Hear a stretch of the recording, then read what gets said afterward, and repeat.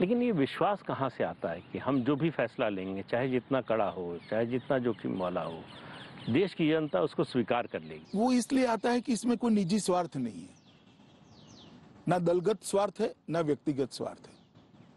अगर दलगत स्वार्थ होता है तो विश्वास की कमी होती है, व्यक्तिगत स्वार्थ होता है तो और विश्वास की कमी होती है। पर जब आप शुद्ध रूप से जनता के हित में ही सोचते हो तो मैं मानता हूं कि ये विश्वास अपने आप इसमें से ही बनता है। अभी प्रधानमंत्री ने ओपन मैगजीन है, अंग्रेजी की एक पत्रिका है, उसके इंटरव्यू में कहा कि उनकी प्रवृत्ति आध्यात्मिक थी। तो ये अध्यात्म से सत्ता की राजनीति, इसका तालमेल कैसे बिठाया उन्होंने? क्योंकि आपने बहुत करीब से देखा, आप ही बता सकते हैं। देखिए, मैं दोनों के बीच में बहुत बड़ा अंतर नहीं देखता। अध्यात्म के दो रास्ते हैं, एक आत्मा का कल्याण करना और दूसरा जनता समर्थ के कल्याण के लिए पुरुषार्थ करना। आध्यात्म के रास्ते पर जाने वाले भी वही करते हैं। मोदी जी भी आज वही कर रहे हैं। आप देखिए, देश के 60 करोड़ गरीबों को कई सारे वादे किए गए, मगर 70 साल तक उनके जीवन में गुणात्मक परिवर्तन कभी नहीं आया था। गरीब कल्याण की बातें सबने की, गरीबी हटाओ की बातें के नारे भी लगे, मगर हुआ कभी नहीं था। आज मैं इतना कह सकता हूँ, 11 करोड़ गरीबों के घर से धुआं गायब है। गैस का सिलेंडर वो गरीब महिला के घर में पहुंच गया है। लगभग 11 करोड़ शौचालय इस देश में बन चुके हैं, जिसमें से 9 करोड़ से ज्यादा उपयोग में है। तो वो 9 करोड़ परिवारों की महिलाएं आज शर्मसार नहीं है, सम्मान के साथ जीवन जी रही हैं। उनको भी होता है कि इस देश में मेरी हिस्सेदारी है, मेरी कोई चिंता कर रहा है। हर घर में नल का पानी पहुंचाने का काम हम शुरू करें। 8 करोड़ घरों में पानी पहुंचा, लगभग 2 करोड़ घरों में पहुंचने का काम हो गया। तो बहुत बड़ी बात है। 18,000 गांव, जब प्रधानमंत्री नरेंद्र मोदी ने शपथ ली तब वहां बिजली का खंभा तक नहीं था। 18,000 गांव आजादी के 70 साल के बाद बिजली से अछूते थे, और घर तो करोड़ों घर। आज वो 18,000 गांवों में बिजली पहुंच गई है, और उसके साथ 4 करोड़ घरों में घर में बिजली पहुंचाने का काम नरेंद्र मोदी जी की भारतीय जनता पार्टी की सरकार ने समाप्त कर दिया। लगभग 11 करोड़ किसानों को सालाना 6,000 रुपया मिल रहा है, और 1.5 लाख करोड़ रुपया एक साल के अंदर किसानों को पहुंचे। 1.5 लाख करोड़ रुपया। कभी यूपीए सरकार ने 60,000 करोड़ का ऋण माफ कर बहुत बड़ा काम किया था, ऐसा बताते थे। कहते हैं उसी से चुनाव 60,000 करोड़ तो बैंक में ही वापिस आ गए, किसान को कुछ नहीं मिला, क्योंकि ये तो बैंक का ऋण माफ हो गया। तो बैंक में ये 1.5 लाख करोड़ रुपया सीधा किसान को मिला है, जिससे इसको बैंक से ऋण ही नहीं लेना। जो 1.5 एकड़ 2 एकड़ के खेत है, जो हमारे बहुत सारे प्रदेश में एवरेज जोत इतनी ही है, उसका तीनों खेती का खर्चा ही 6,000 होता है, तब उसको ऋण ही नहीं लेना पड़ता है।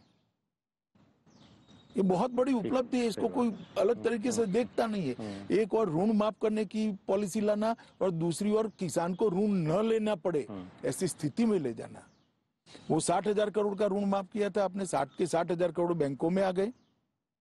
हमने 1.5 लाख करोड़ दिया जो किसान के पास गए, और किसान ऋण मुक्त हो गया। मैं मानता हूं ये यूनिक विचार है। इसी प्रकार से आज घर में अकाउंट न हो ऐसा कोई घर देश भर में नहीं। लगभग ढेर सारे लोग ऐसे थे जिनके 60 करोड़ लोग ऐसे थे जिनके परिवार में एक भी अकाउंट नहीं था। आज जनधन के माध्यम से उनको अकाउंट मिल गया। डीबीटी डायरेक्ट जाता है, कोई बिचौलिया नहीं है, कोई इनका पैसा खाता नहीं है। चाहे वृद्ध का पेंशन हो, वृद्धावस्था का पेंशन हो, चाहे विधवा का हो, चाहे बच्ची का वजीफा हो, सीधा पहुंच रहा है। इसी प्रकार से 5 लाख तक का आयुष्मान भारत योजना की स्कीम 60 करोड़ लोगों को मिली है। 60 करोड़ लोग आश्वस्त है, घर में कोई भी आपत्ति आ जाए हमें चिंता करने की जरूरत नहीं, मोदी कार्ड को स्वैप करेंगे और हम हमारा इलाज करा देंगे। दुनिया में कोई नहीं सोच सकता 130 करोड़ के देश को मुफ्त वैक्सीन दी जाएगी।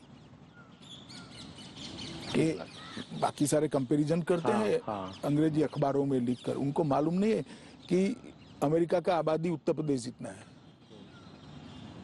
और 130 करोड़ का देश।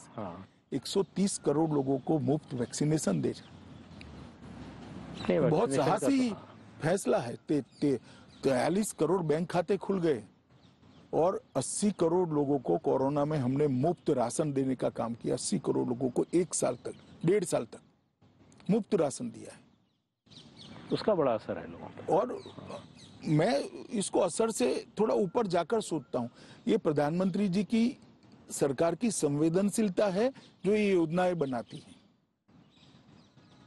हम योजनाओं के अंदर उसका स्केल और साइज दोनों को बदले हैं।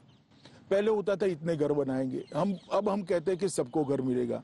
पहले इतने घर में विद्युत पहुंचेगी, बिजली पहुंचेगी, अब कहते हैं कि सबके घर पहुंचाना है। पहले इतने शौचालय बनाएंगे, अब सब शौचालय सबके घर में पहुंचा। पहले गैस इतने देंगे, अब सबके घर में गैस। तो एक स्केल बदलने का काम किया और ये स्केल बदलते ही 60 करोड़ लोग जो अपने आप को आजादी के साथ ना जोड़ते थे, ना लोकतंत्र के साथ जोड़ते थे, ना देश के अर्थतंत्र के साथ अपने आप को, क्योंकि वो तो बेनिफिशियरी था ही नहीं बेचारा। आज वो 60 करोड़ लोगों में एक आत्मविश्वास जगा है कि नहीं, ये देश की विकास में मेरा भागीदारी है, देश मेरा सोचता है।